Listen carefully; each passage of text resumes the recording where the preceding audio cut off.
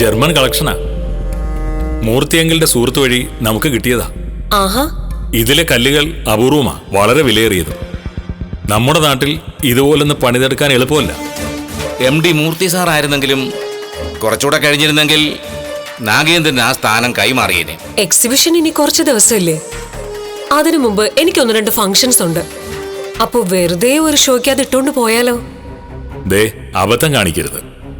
Exhibition നടക്കുന്ന അന്നല്ലാതെ ആ സ്വർണം വേറെ ആരും കാണാൻ പാടില്ല. നാഗേന്ദ്ര, ആ നെക്ലസ് നിന്നെയല്ലേ ഞാൻ ഏൽപ്പിച്ചത്? എത്ര ദിവസം നീ അത് കയ്യിൽ വെച്ചിരുന്നു? എന്നിട്ട് അതിന്റെ നിറം മങ്ങിയില്ലല്ലോ. പിന്നെങ്ങനെയാണ് പൈസ വാങ്ങിയതിനു ശേഷം അതിന്റെ തിളക്കം നഷ്ടപ്പെട്ടത്?